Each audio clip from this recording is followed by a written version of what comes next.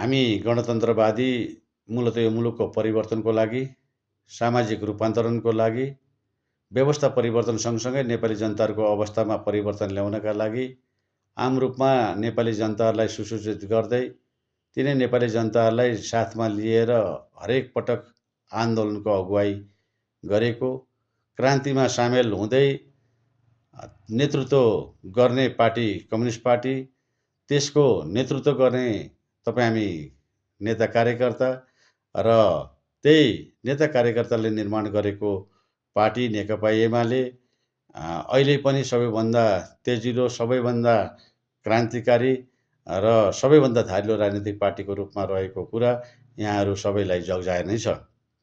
हामीले हिजो पनि यत्रतत्र छरिएर रहेका कम्युनिस्ट पार्टीहरूलाई एकताबद्ध गर्दै नेपाली काङ्ग्रेसलाई साथमा लिएर राजालाई पटक पटक घुँडा टेकाएको इतिहास स्मरण होस् भनेर राजावादीहरूलाई हामी स्मरण गराउन चाहन्छौँ। साथै हामीले क्रान्तिद्वारा नै यो मुलुकमा यत्रो ठुलो राजनीतिक, सामाजिक तथा सांस्कृतिक परिवर्तन गरेका छौँ। एकात्मक राज्य व्यवस्थाको अन्त्य गरेर मुलुक सङ्घीय लोकतान्त्रिक गणतन्त्रमा रूपान्तरित गरेका छौँ। नेपाली जनताले आफूले निर्वाचित गरेका प्रतिनिधिहरू मार्फत सबैभन्दा उत्कृष्ट संविधान लेख्ने काम सकेका छौँ, संविधान दिएका छौँ र त्यो संविधानभित्र सबै वर्ग तर तबका, सबै जनजाति, सबै भाषाभाषी, महिला, दलित, उत्पीडित, सीमाङ्कृत, आदिवासी, मधेसी, मुस्लिम सबैलाई त्यहाँ चाहिँ हामीले संरक्षण गरेका छौँ। उनीहरूलाई आरक्षणको व्यवस्था गरेका छौँ। हरेक तह तबकामा उनीहरूलाई अनिवार्यता गरेका छौँ।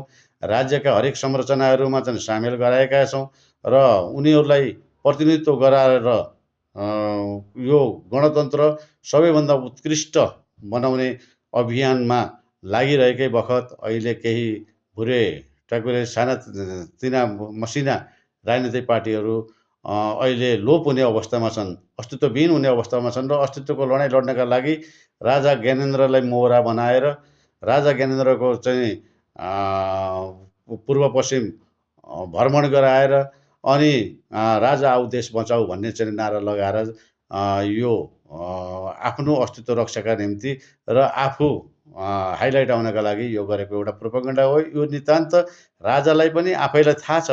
हिजो आफ्नो शासनकालमा तिनै 10 वर्ष सशस्त्र युद्ध गरिरहेको नेकपा माओवादीलाई वृहत शान्ति सम्झौता मार्फत यही संविधानभित्र ल्याएर उसलाई समेत सामेल गरेर नेपाली काङ्ग्रेसलाई हातमा लिएर नेकपा एमाले गणतन्त्रको लागि क्रान्ति गरेको र यी तिनै राजनीतिक पार्टीहरू मिलेर त्यतिखेर चाहिँ राजा ज्ञानेन्द्र श्रीपेच लगाएर नारायण रेड्डी दरबारमा गद्दीमा आरोहण गरिरहेकै बखत उनले हात उठाएर आत्मसमर्पण गर्दै मलाई देश निकाला नगरिदेऊ, मलाई यही देशमा बस्ने अवस्था सृजना गरिदेऊ, म गद्दी त्याग्न तयार छु, म राजमुकुट त्याग्न तयार छु, श्रीपेच त्याग्न तयार छु भनेर चाहिँ भुइँमा श्रीपेच राखेर हात उठाएर चाहिँ नारायण रेड्डी छोडेर नागार्जुन जङ्गलमा आश्रय लिन गएको कुराको हेक्का पूर्व राजा ज्ञानेन्द्रलाई पनि होस् भन्न हामी चाहन्छौँ।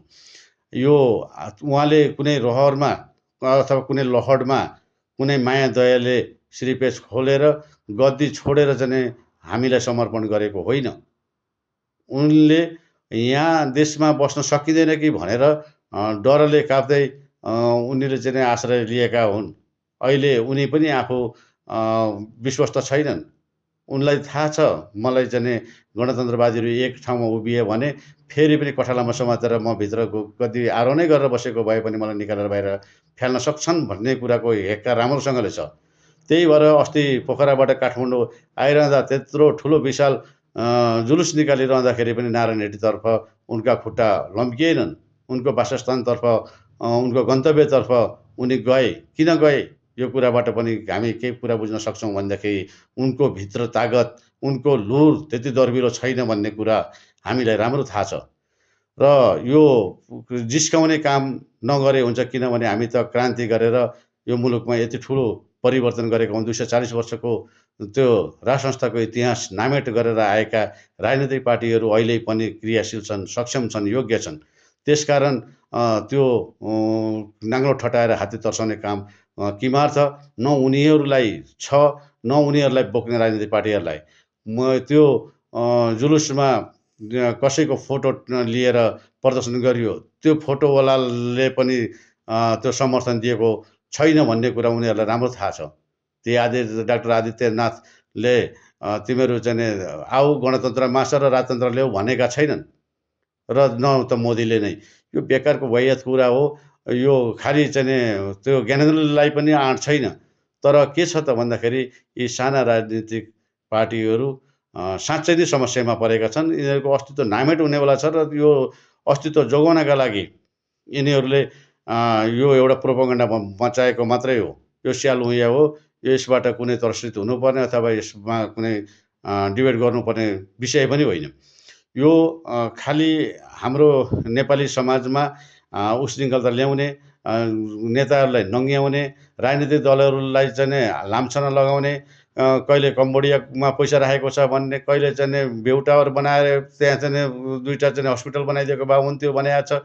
कहिले बालुवाटार बनाएको छ, कहिले ओम्नी बनाएको छ, कहिले के बनाएको छ, कहिले के बनाएको छ। यी बेकारका वाहियात कुरा हुन्। यदि त्यस्तो हो भनेदेखि पटक उनीहरू सरकारमा सामेल भएका बखत उनीहरूले त्यस्ता थिए फाइल भने फाइल खोल्छौँ भन्छन्। फाइल खोलिदिए भइगयो त। फाइल खोलेकै हो त। खोल्दाखेरि को कहाँ के भएका छन् यो कुराको हेक्का तिनीहरूलाई होस्। यी पुनरुत्थानवादी शक्तिहरूले यो नम्बी मोहम्मद चिनेपिङको सय झड्का यो हिजो 1 सिट मात्र जितेर आएको राष्ट्रिय प्रजातन्त्र पार्टीलाई हाम्रो राजनीतिक पार्टीहरूले संरक्षण गरेकै कारणले आज 20 सिटमा पुगेका छन्। भोलि त्यो हामीले हात छोडिदिने बित्तिकै फेरि उनीहरू त्यही रथातनमा पुग्छन् भन्ने कुराको हेक्का सबैलाई छ। यो बढी कुरा गरेर मान्छेलाई त्रसित गराउने काम नगरोस्। किनभने मृत्युशैय्यामा सुतेको त्यो लास फर्किएर फेरि पनि आउँदिनेवाला छैन। अहिले झाडीभित्र लुकेका चाहिँ ती प्रेतात्मा सल्वा लगाउन खोजेको जस्तो मात्रै हो। त्यो भूत भएर आउन सक्ला, एकछिन तर्साउन सक्ला, तर किञ्चित त्यसले चाहिँ राज गर्दैन। त्यसकारण चाहिँ नि यो अहिले झाडीभित्र लुकेको चाहिँ नि यो प्रेतात्माले फेरि पनि फर्किएर चाहिँ गद्दी आरोहण गर्छु भन्ने दिव्य सपना हो। त्यो सपनै हो। हामीभित्र केही कमी कमजोरीहरू रहेका छन् भने, गणतन्त्रवादीहरूले केही चाहिँ नि कमी कमजोरी गरेका छन् भने त्यो कुरा चाहिँ नि त्यहीँभित्र बसेर के अरे आत्मालोचित हुनुपर्छ र सच्याउनुपर्छ। सच्याएर जानुपर्छ। किनभने हामी लम्बे मार्च अभियानमा लागेका मान्छेहरू, हामी यो मुलुकमा यति ठुलो परिवर्तन गरेर आएका छौँ। यो मुलुकमा समृद्ध नेपाल, सुखी नेपाली बनाउने अभियानमा जुटेका छौँ र हाम्रो नीति सिद्धान्त विचार प्रष्ट छ। हामी अन्यायका विरुद्ध, अत्याचारका विरुद्ध, शोषण उत्पीडनका विरुद्धमा, भ्रष्टाचार र अनियमितताका विरुद्धमा पटक सङ्घर्ष गरेर आएको राजनीतिक पार्टीहरू भएको हुनाले त्यहाँ भित्र चाहिँ यो के अरे धमिलो पानीमा माछा मार्नका लागि यो यति भ्रष्टाचार गरौँ, उति भ्रष्टाचार गरौँ भन्ने कुरा, यो किमार्थ त्यस्तो कुरा होइन। हो रहेछ भनेदेखि जो चाहिँ सामेल छ, सामेल हुने जति चाहिँ त्यो भागीदार बन्छन्। तर त्यसको चाहिँ त्यो राजनीतिक पार्टीहरूले लिने होइन र संरक्षण पनि गर्दैन। यस्तो कुराको चाहिँ यो बेकारको कुरा, यो स्यालहुइया मचाएर यो अनावश्यक चाहिँ सामाजिक सञ्जालमा चाहिँ लेखेका भरमा, बुम गरेका भरमा र चाहिँ सबैको बदनाम गर्दै चाहिँ के अरे एउटा चाहिँ संस्थामाथि चाहिँ घात हुने गरी चाहिँ भनेका कुरा, यस्ता कुराले कुनै अर्थ राख्दैन। यस्तालाई चाहिँ यो गणतन्त्रमा त्यो छुट दिनु हुँदैन। नेपाली जनताहरूले अब निगरानी गर्न जरुरी छ। संस्थामाथि प्रहार हुने खालका कुनै पनि गतिविधिहरूमा कोही पनि सामेल हुन्छ भने त्यसलाई चाहिँ नि प्रतिकार गर्नुपर्छ, त्यसलाई निस्तेज गर्नुपर्छ, त्यसलाई चाहिँ नामेट गर्नुपर्छ, त्यसलाई जिन्दगीभर उठ्न नसक्ने गरी बनाउनुपर्छ। त्यसो गरियो भने मात्र गणतन्त्र दिगो हुनसक्छ। अन्यथा हामीले यो छुट दिएकै कारणले बोल्दाखेरि बोलोस् भनेर नसुनिदिएका कारणले गर्दाखेरि आज यिनीहरूको मनोबल बढेको हो।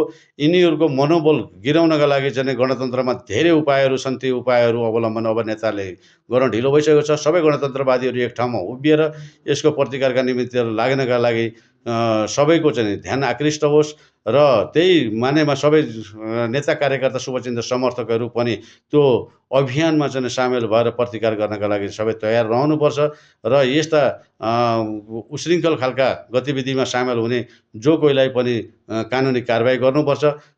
संविधानले प्रदत्त गरेको हक अधिकारभित्र रहेर हामी भित्रै बसेर, यो संविधानभित्र बसेर जुनसुकै ठाउँमा चाहिँ सभा सम्मेलन गर्न पाउने, जुनसुकै ठाउँमा उम्मेदवारी दिन पाउने र उम्मेदवारी भएर चाहिँ निर्वाचित भएर विजय गर्न पाउने, 2/3 बहुमत ल्याएर फेरि पनि यहाँको व्यवस्था परिवर्तन गरे भयो, यहाँ धर्म सापेक्ष बनाए भयो, राजा ल्याए भयो, हामीलाई कोही बात छैन, ल्याउँदा हुन्छ। तर यही संविधानभित्र बसेर, यही गणतन्त्रभित्र बसेर, यहीँबाट निर्वाचित भएर, यहीँ सांसदमा गएर सांसदको चाहिँ भत्ता खाएर अनि फेरि चाहिँ यही गणतन्त्रको चाहिँ दुर्नाम गर्नका लागि छुट अब नेपाली जनताले दिने छैनन्। त्यसकारण अब सबै सामेल भएर चाहिँ यसको प्रतिरोधका निम्ति उत्रनका लागि चाहिँ सबैको सद्बुद्धि पलाओस् र गणतन्त्रको चाहिँ रक्षा गर्नका लागि सबै लालायत हौँ र यही भित्र चाहिँ विकल्पहरू खोज्न तयार हुँ भन्ने कुरा राख्दै सबैको ध्यान आकृष्ट होस् भन्न चाहन्छु। हवस् त, धन्यवाद, अभिवादन।